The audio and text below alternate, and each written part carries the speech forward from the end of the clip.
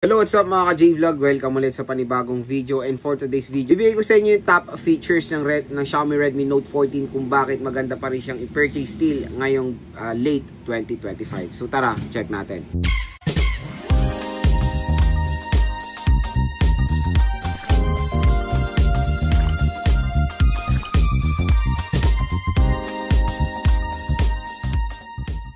So for this video, yun nga, bibigyan ko kayo ng top features na pwede nyo makonsider dito sa Xiaomi Redmi Note 14 kung naghanap kayo ng murang smartphone pa rin ngayong 2025. I know ngayong bare months, marami talagang maghahanap or naghahanap ng mga murang smartphone na pwede lang ma-purchase, lalo na this holiday season.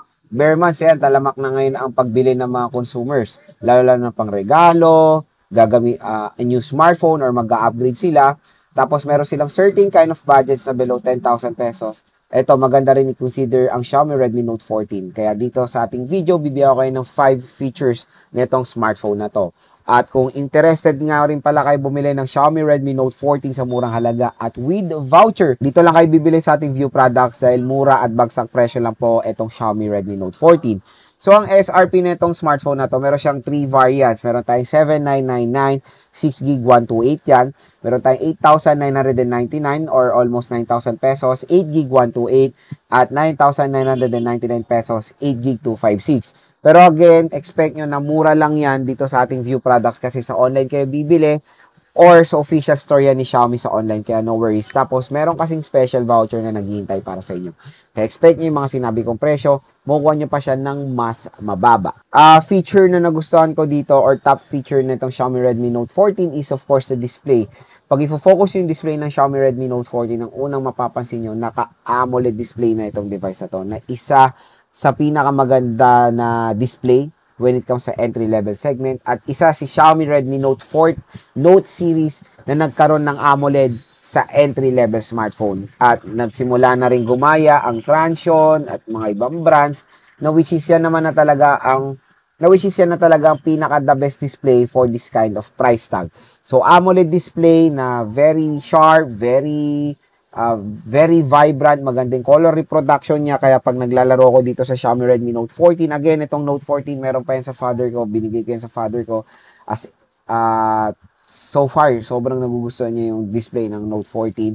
Kasi, yun nga, maliwanag siya, Full HD Plus, 1080p pa, malaki yung display, 120Hz screen refresh rate, at mataas ang nits of brightness netong device na to. Magandang balita, Android 14 siya out of the box with HyperOS 1. Pero na-update na po yan ng father ko sa Android 15 with HyperOS 2. So, yun ang maganda rin sa Xiaomi, na-update po yung mga devices nila sa latest OS. I don't know kung ilang taon, pero maganda naman na kahit sa mga entry-level or murang smartphone nila, nagpo-provide sila ng operating ng OS update, kumbaga. Second reason is yung chipset. Yung chipset niya ay hindi po mabagal yan. MediaTek Helio G99 Ultra. Nag-game test ko na several times ang Xiaomi Redmi Note 14 at so far so good yung performance nitong device na to.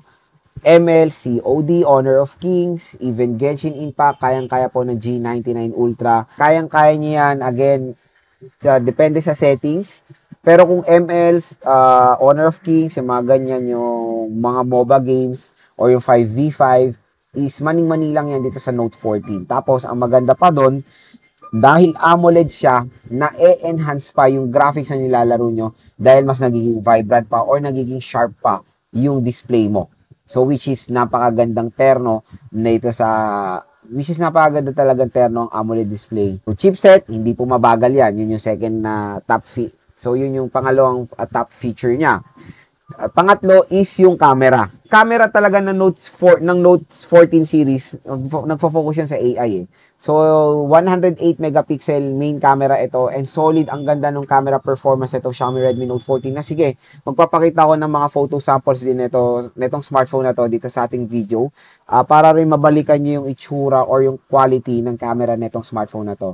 So, again, when it comes sa quality ni Xiaomi Redmi Note 14, isa to sa pinakamaganda rin na camera when it comes sa price segment niya. Sabihin na nating usually kasi nakita ko sa comment, nakuha nila ng 6,000, Ayan, minsan below 6,000. Pag nakuha nyo ng ganyan, napakasulit niyan. Tapos meron pang AI capability rin yung camera netong smartphone na to. At yan din talaga yung minamarket ni Xiaomi nung early 2025, yung camera performance ng Xiaomi Redmi Note 14 series. Kaya even dito sa 4G device nila, maganda po yung mapoprovide niya mapa rear or front facing camera. Next yung pang-apat yung battery. Yung battery niya is outstanding. At sobrang yan yung isang nagustuhan ng father ko sa Xiaomi Redmi Note 14 niya. Ang tagal daw malobat. Kahit na naglalaro siya, kasi siya senior citizen siya, usually mga basic games lang naman ginagawa niya or scrolling lang sa social media, nanonood. Umabot din naman kahit papano daw ng isang araw. Depende na lang talaga sa usage. Pero again, yung battery capacity nito kasi malaki. 5,500 mAh, tapos 33 watt fast charging rate pa siya. So again, yung 5,500 niya, in less than 1 hour lang, kayang-kaya niyang i-full charge etong malaking battery capacity. Biruin mo, malaki na nga ang battery capacity niya, tapos very convenient pa mag-charge dito sa device na to. Magandang, kumbaga perfect na terno yung dalawang yan. Large battery at fast charging rate. At ang last, mga ka-J-Vlog, na na-consider kong top feature ng Xiaomi Redmi Note 14 is yung kanyang speakers. So again, yung speakers na ito, I know for its price, marami na talagang naka-dual sear speakers, na depende na lang, iba't iba yung mga quality. Pero dito sa Redmi Note 14, nung ginamit ko siya, so far so good eh. Maganda naman yung yung bass quality niya. Balance eh. Yung loudness, tapos yung bass. Pag ganun kasi yung balance yung quality, maganda yung maganda yung mapoprovide na outcome. So dito, yun yung isang nagustuhan ko rin dito. Habang ginagamit ko siya, na-feel ko rin yung vibration ng bass, na kumbaga pag naglalaro rin ako. At talaga mapapansin nyo sa isang smartphone kung maganda yung bass quality. So again, yung speaker ang isa sa maganda rin dito sa Xiaomi Redmi Note 14. And yun nga pala, mga konting side lang when it comes sa specs nito. Meron din siyang water protection. And when it comes sa design niya, okay na okay rin naman for me.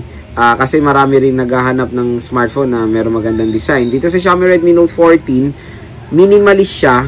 Pero alam mo yun, kasi sa camera niya, para siyang Xiaomi na flagship before. I don't know kung 14 ba yun, Xiaomi 14. Basta yung camera module niya parang nare-resemble sa flagship device, na again, pag ginamit niya to outdoor, parang ayun, ma-intriga yung consumer. Lalo na sa color variation din na ma-offer ng Xiaomi Redmi Note 14.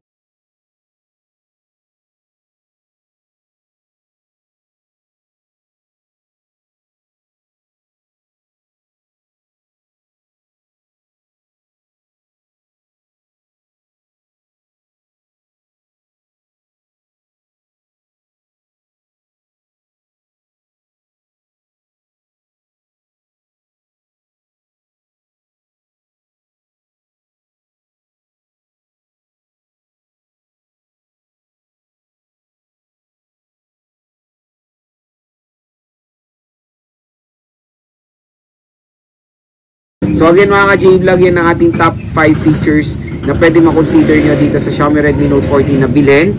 At kung interested nga kayo, huwag na kayong magdalawang isip pa, hanggang sale po sa online. I-click nyo na itong view products natin. Dahil dito sa view products natin, mura lang po itong Xiaomi Redmi Note 14, lalo-lalo na yung pinakamurang variant niya, 6GB 128. And for me, that is the best minimum na pwede na natin makuha for its price tag. Makuha nyo ito ng 5,000 plus, 6,000 plus, okay ang 6GB 128. 8GB 128, makuha nyo to ng 6,000 to 7,000, okay na okay rin yun. No worries when it comes sa RAM at ROM, plenty naman ang mapoprovide ng Xiaomi Redmi Note 14, and hopefully, pag bumili kayo nito, ma-update din siya next year sa operating system na Android 16 or HyperOS 3. Pero malakas ang kutob ko, ma-update siya.